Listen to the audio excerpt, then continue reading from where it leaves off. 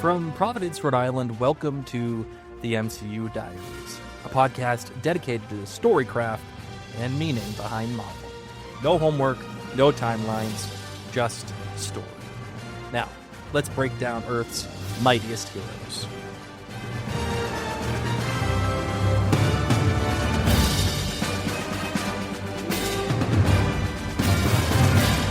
Hello everyone and welcome back to the MCU Diaries. My name is Blake. And today is a special emergency episode. We're talking about the Spider-Man Brand New Day trailer. I was ready for this trailer to be a straight-up victory lap at first. New suit, familiar faces, a few crowd pop reveals. But the more I sat with it, the more I realized that the trailer is doing something much sharper than this. Now, I think this movie matters because it takes Peter Parker's post-No Way Home wound and it turns it into active pressure. And this episode, this emergency episode, is an attempt to break down why.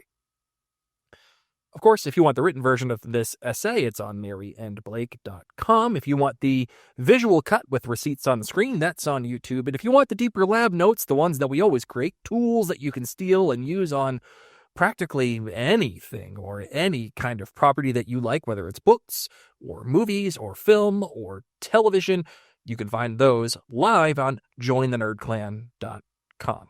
All right, let's get into it.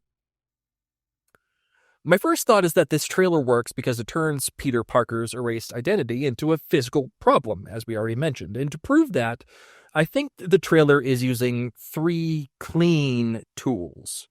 Those are identity compression, body as receipt, and mirror mentors. All right, tool number one, identity compression. This is when a story takes two parts of a character that were supposed to stay in tension and starts squeezing them together until one begins swallowing the other. In Spider-Man, that split is obvious. Peter Parker, Spider-Man. Person, symbol, the life, and his mission. And the trailer opens up on exactly that kind of fracture. Peter is upside down on a steel beam over New York, watching Ned and MJ move forward in a life that no longer includes him. And that image, that very specific image, is doing a lot of work. It's holding up a lot of the narrative weight. Spider-Man can still cling to the city. Peter Parker, however, has nowhere to stand. And that's why that image hurts. Because the movie is separating usefulness from personhood. The city still has Spider-Man. The world can still cheer for the symbol. But Peter is reduced to a guy watching his own absence on a phone screen. That is identity compression. The role keeps expanding, and the person keeps shrinking. And the trailer keeps proving it. There's that key to the city moment. On paper, that should feel like a victory, right? Spider-Man gets recognized. Spider-Man gets celebrated. Spider-Man is legible to the public again. But Peter's face does not play like a man who won anything. Because applause for Spider-Man does not solve the extinction of Peter Parker. It only deepens it. The role gets the reward. The person gets the loneliness. That is a much better trailer argument than simple hype. Because Peter's problem now is not, can I be a hero? He can. And he's really good at it, too. The problem is, what happens when the role is the only part of me left functioning? That's the movie right there. And that will be the movie. And there's a little extra sting in the MJ and Ned material. We hear MJ say, I can't. In context, it's a joke about being happy. But for Peter, that line really hits. Because he got what he thought the sacrifice was supposed to buy. Ned and MJ moved forward in their life. They got a life. They got the future. And Peter is the one left outside of the glass, still looking in, still paying for the decision he made in No Way Home. And that is why this trailer feels more mature than a lot of the Tom Holland era of Spider-Man in the setup that it included in the Home trilogy. It's not asking whether Peter can carry a suit. It's actually asking whether he can survive becoming only the suit. Okay, tool number 2, body as receipt. This is when the story stops letting a character explain the pain and starts making the body tell the truth. This is a primary function in the trailer. Peter collapses. Peter sweats. Peter wakes up cocooned. He reaches for web shooters and the body answers before the tech does. The webbing starts showing up where it should not. And this isn't just a random weirdness thing. This is the story actually making a point. And this is why I think the mutation angle is smart. If Peter were just sad about MJ and Ned, the movie risks just idling by. We get it, all right? He misses the old life. He lost the people. He's lonely. Fine. But once the body starts changing, now that wound has a ticking time bomb. Now every scene carries actual fear. Now Peter has an external threat and an internal one at the same time. That's how you turn the aftermath of his choices into plot. And that's how you make old grief become the center point. Because remember, choices make drama. And drama is informed by character, never spectacle. Then we get Bruce Banner's line. He says, if DNA is mutating, it could be enormously dangerous. Good. That line matters because it gives the audience plain warning, while the trailer lets the images do the heavier emotional work. And the emotional work is this. Peter has spent 4 years overdeveloping one identity and starving the other. The body that he has now looks like it's reacting to that imbalance. That is body as receipt. Think about when he wakes up in this sort of cocoon. That image is not just there because it looks cool, though it does. It matters because it suggests the body is doing something without permission. Peter is no longer just using his powers. His powers are actually using him back. And there is a huge difference between those two ideas. One is superhero competence. The other is loss of authorship. And that's what makes this feel like a real Spider-Man story.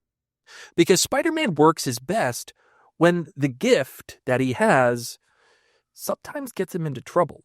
When the power gives him agency, yes, but also cost, also burden, also the constant risk that being useful to everyone else all the time will make him unusable to himself.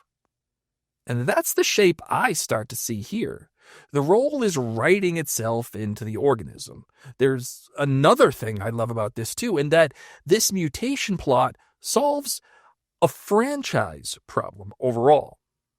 The multiverse has often had scale without pressure. Lots of mechanics, lots of jargon, lots of look at the size of this.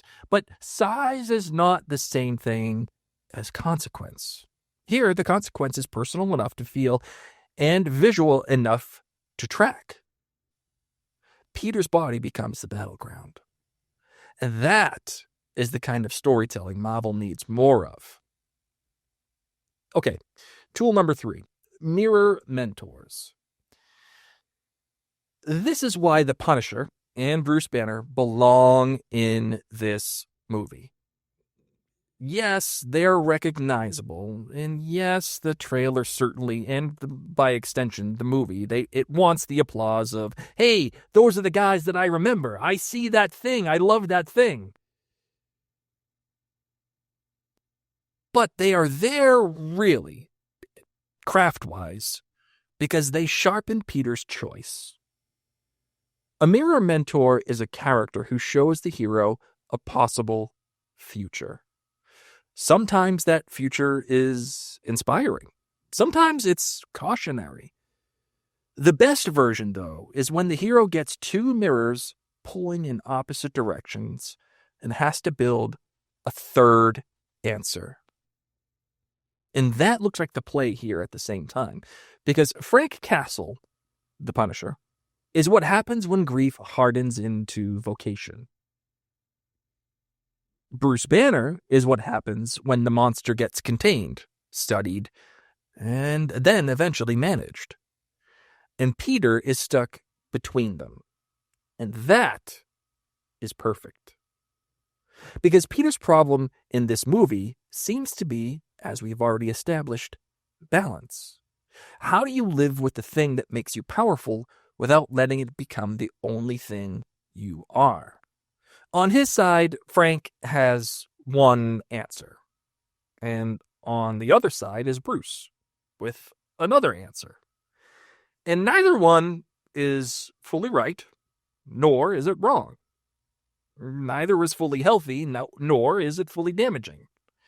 Frank's version is total surrender to his mission. He lives inside the function of what he does. That is why his presence matters. When Peter tells him, "Go home, Frank," that line hits because Frank barely has a home. He is the end point of identity turned into vocation. The role took over. The grief from his family never stopped collecting rent. And that's a warning sign for Peter. Bruce, though, is the other warning sign. He represents control, suppression, and management. He is the guy who tries to stabilize the monster with science and systems and containment. And maybe that works for a while. Maybe. But Bruce is still a man whose life has been organized around a problem that never actually went away. And that matters because Peter now seems headed towards his own split. Do I vanish into the thing? Or do I bury the thing? And both of those are bad options. And that's why these two characters are smart mirror mentors for this exact story. Peter's best version has never been total surrender or total repression. It's always been integration. That is the real Spider-Man problem. How do I keep the responsibility without erasing the person? And how do I keep the mask from becoming the whole face? Better yet, how do I keep the gift from turning into a burden or a sentence? Now, let's layer MJ and Ned back onto that. Because the trailer is very careful with them. It doesn't need full memory restoration to make them matter. It just needs emotional gravity. The flowers, the housewarming beat, the little friendly neighbor button at the end.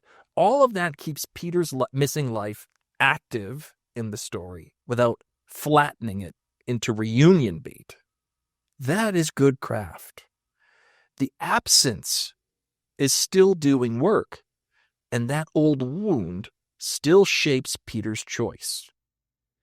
That is very important because Peter's missing life is not just essence of flavor here, right? It's the pressure source. It's the reason identity compression works. Spider-Man kept going. Peter Parker lost the social architecture that made the split survivable. No Ned, no MJ, no shared life, no real off-ramp. And that is how the role of Spider-Man gets louder. So now let's put the whole thing together. The upside-down opening image tells you that Peter is emotionally displaced. The key to the city beat tells you that Spider-Man can still be rewarded while Peter Parker keeps disappearing. The cocoon, the mutation beats tell you that the body is starting to register that imbalance. And Banner and Frank tell you the hero is now standing between two broken futures. That is clean. That is scalable. And most importantly, it is all character-driven. And look, I know the easy internet move here is to race straight into mutant discourse. Crossover discourse, cameo discourse, all of that. Fine. Some of that may matter later. But the reason this trailer actually lands is simpler than that. It has a center. It knows what hurts. It knows what changed. And it knows how to make that cost visible again. And that is why the trailer feels alive. Because it's not just saying, hey, look who showed up. Yay, I remember the thing. It's saying, look what this story is doing to the hero. Now, let's do what we always do in this final portion of the MCU Diaries. We need to find out how this moves us towards Doomsday and Secret Wars. Admittedly, without the whole film to look at, it will be hard to give a fully realized connection. But I think the trailer does give us some important pieces that we can extrapolate.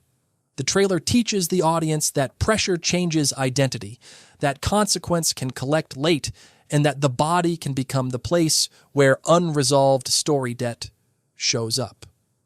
The value here is not cameo math or multiverse noise. The value is that Marvel may finally be rebuilding big saga stakes through one character's pain, one scar, and one choice at a time. So let's close it. The craft question was simple. How do you make Peter Parker's sacrifice matter again without replaying the same sadness at a lower volume? You give the cost a new form. Body as receipt. The opening proof beat is Peter upside down over the city, alone, watching the life that moved on without him. The later proof beat is Peter cocooned, webbing out of his own body, like the roll has started carving itself into the organism. Same wound, more pressure, bigger cost. And that is the transferable lesson. When a character refuses to resolve an imbalance emotionally, the strongest stories make that imbalance show up somewhere physical, social, or moral, where it can no longer be ignored. That's how you make consequence evolve. All right, that is the MCU Diaries entry for today. If you want the written version of this episode, you can find it on MarionBlakeMedia.com. If you want the deeper cut, however, the behind-the-scenes breakdown, well, you can join the Nerd Clan at jointhenerdclan.com. Of course, subscribe to wherever you're listening to this episode. Follow the show on any of the major social media platforms. Leave a rating where you're listening to this, and tell us next time what you think the pattern is.